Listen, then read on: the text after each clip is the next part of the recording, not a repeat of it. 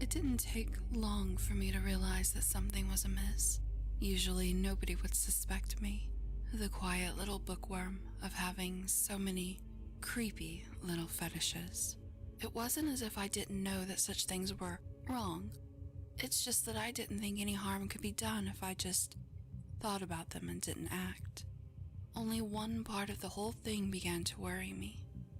I used to separate what I do to soothe my hormones and what I did to soothe my mind separately. Then I found myself disgusted when I noticed what the combination of both did to me. It scared me, and eventually that fear grew into excitement. Soon, this became my little piece of paradise. I knew it was sick, but letting my imagination roam was completely harmless, right? I remember just falling back on my bed behind a locked door and letting my hand slip between my legs, finding a fulfilling satisfaction as I closed my eyes and let my fingers tease me. This wasn't too different from what I had done as a teenager, but however, what was on my mind was quite different. I used to think of boys or girls I wanted to lure to my bedroom, but was always too shy to. But this was different. My imagination transformed my room into a dusty and dark place with blood-stained sheets. In fact, the coppery scent of blood overtook my senses for a moment, only to cause me to snap back to reality. When I opened my eyes, the smell was gone. I always did have a powerful imagination. This continued for a few more months. Every time, the thoughts got more and more vivid. I knew I should find all this disturbing, but I loved it. I would embrace it, and it would become a new, nasty little thing that I could get off on. I only shook myself from one thought that kept returning. I kept mutilating my lover. I remember in that repeating thought I had his wrists, his ankles tied to the bedpost. It was just a normal daydream of my playroom. That is, until I started stabbing him and slicing him.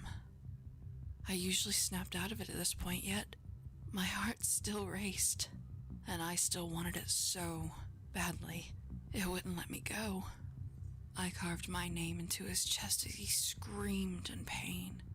His cries were my ecstasy, and though he struggled and flailed, I only stayed where I was. No amount of what he could do while bound could buck me off. I admired my work. Of course, he began to plead and curse me, but I refused to hear it all. I removed his tie that I was wearing and slowly choked him until his body quit thrashing. He had lost consciousness. I looked down on him. He looked like he was sleeping. He looked so peaceful. Normally something like that would warm my heart, but there was something wrong. He wasn't smiling. I drew my knife across his mouth, carving a smile onto his face. He awoke as I was just finishing, screaming and thrashing all over again. Oh, I wanted to look at him. I wanted to see that pretty smile. I wanted to see my name in the way that it marred his perfect skin.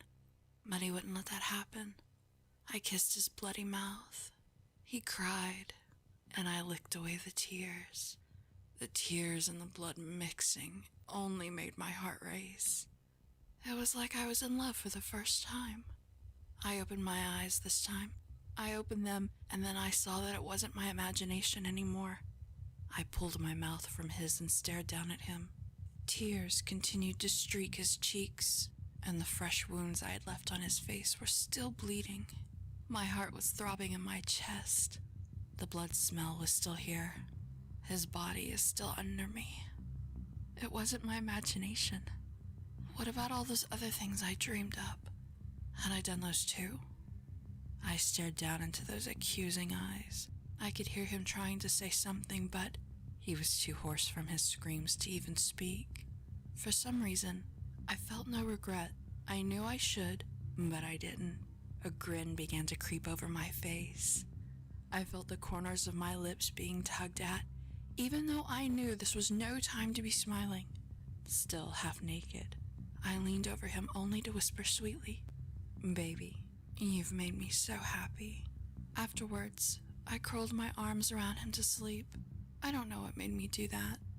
I don't know if I really cared at the time or if I was just happy with what I turned him into. He was mine now.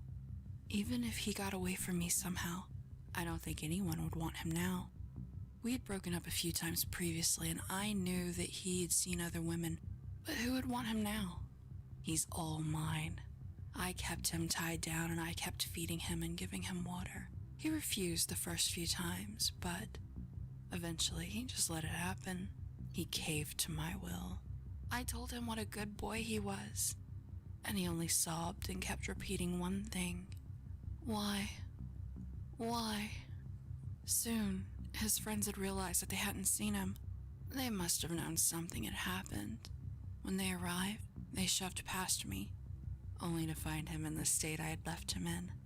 I knew that my games were over. That's how I got where I am now, in this institution. I never heard from him again, but now I have other focuses. I close my eyes and my fantasies come to life. I'm actually quite happy this way. I only regret one thing. I wish I could taste his blood and tears again. Or, really, anyone's will do.